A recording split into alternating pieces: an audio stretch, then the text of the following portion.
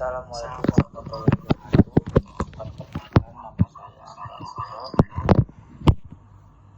NP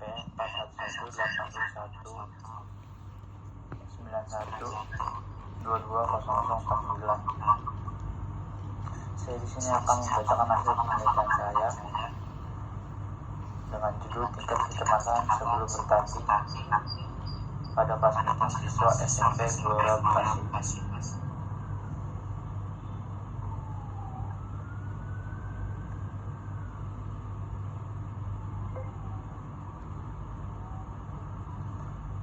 Di sini ada pendahuluan, peningkatan teori, dan pendekatan latihan juga didukung oleh penelitian di sejumlah dominan ilmiah.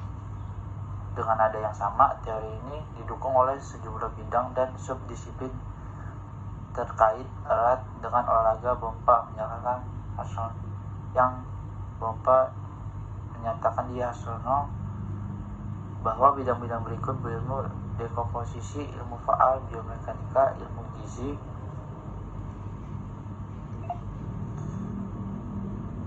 tes dan pengukuran, ilmu motorik dan psikologi, mendukung pendekatan pengayaan dan pelatihan teoritis. Kecemasan adalah salah satu tanda ketidakmampuan yang dialami atlet.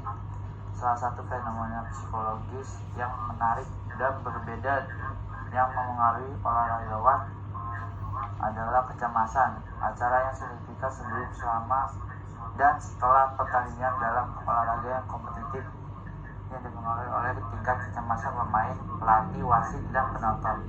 Kecemasan disebabkan oleh psikologis dan bermanifestasi baik sebelum dan setelah kompetisi. Kecemasan tidak dapat dihindari bagi semua orang yang normal. Ketegangan yang berlebihan dan terus-menerus merupakan salah satu penyebab kecemasan yang terjadi kapan saja dan di mana saja. Kecemasan adalah alat pembelajaran yang membantu siswa menghadapi reaksi kognitif dan psikologis terhadap situasi kompetitif sebagai sebagian dari penilaian kinerja mereka. Sederhana, kecemasan atau kegelisahan dalam psikologis adalah aktivitas dan eskalasi keadaan emosional. Ketika seseorang mengalami stres emosional atau fisik, mereka mungkin menunjukkan kecemasan dalam kehidupan sehari-harinya. Lanjut, jenis-jenis kecemasan. Kecemasan itu terbagi menjadi dua, sifat dan keadaan. Kecemasan keadaan yaitu salah satu emosi dasar manusia yang kita alami semua. Beberapa tingkat kecemasan dalam situasi yang berpotensi membahayakan. Kecemasan juga diakui sebagai kondisi manipulasi dengan komponen kognitif dan somatik. Kecemasan yang merupakan karakteristik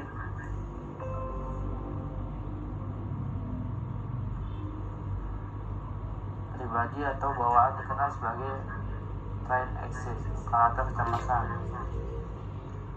Kecenderungan untuk melihat ancaman di sekelilingnya. Karena seseorang atlet secara khawatir, kecemasannya akan selalu muncul dalam jumlah yang ekstrim.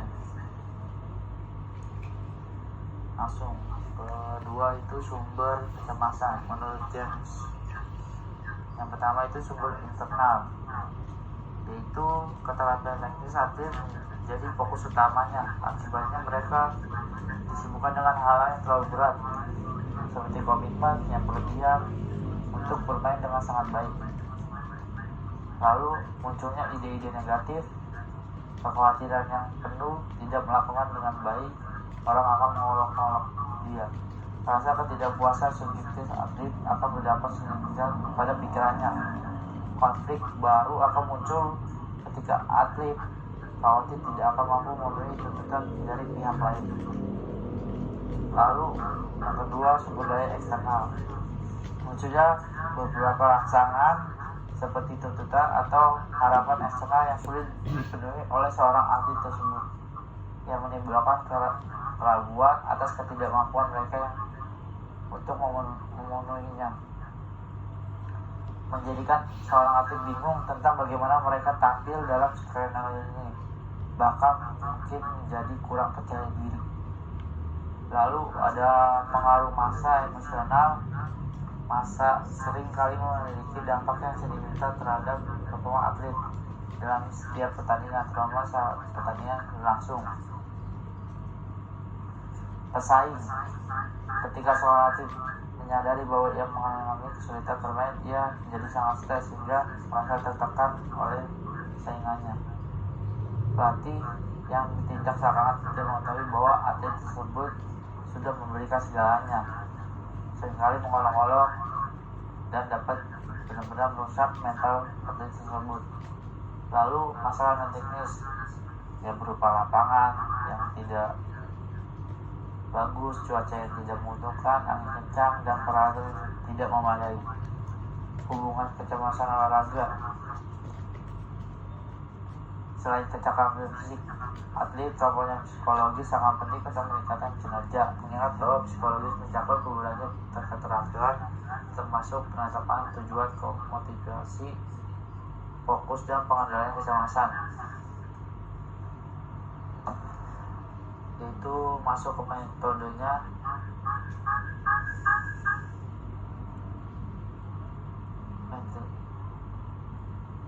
Penelitian ini memberi gambaran singkat tentang pokok bahasa yang diteliti dan bersifat deskripsi.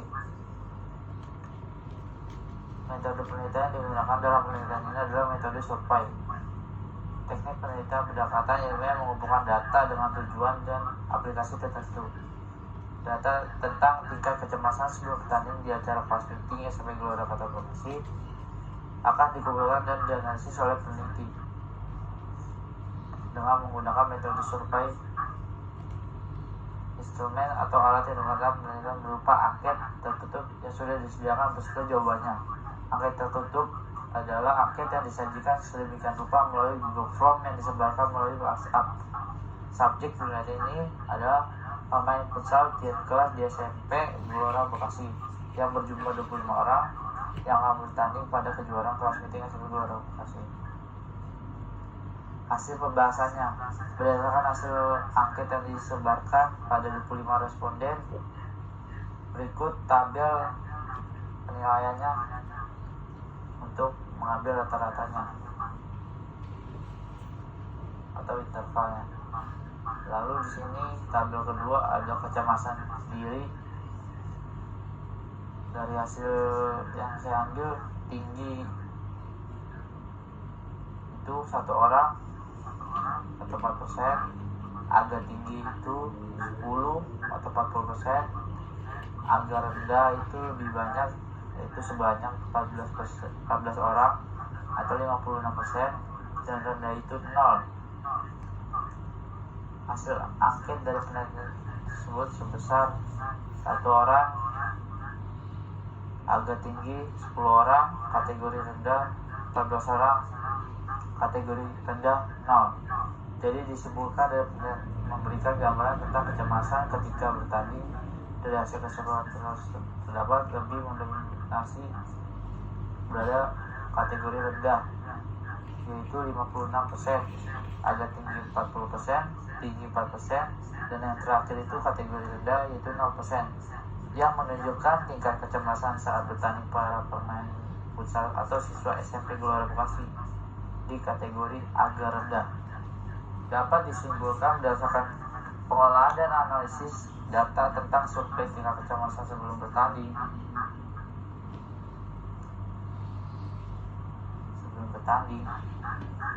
Hal ini menunjukkan bahwa pemain atau siswa Gelora Bekasi mengalami tingkat kecemasan sebelum bertanding yang tergolong agak rendah dalam kategori tersebut. Berikut referensinya. Ya, cukup sekian dari saya.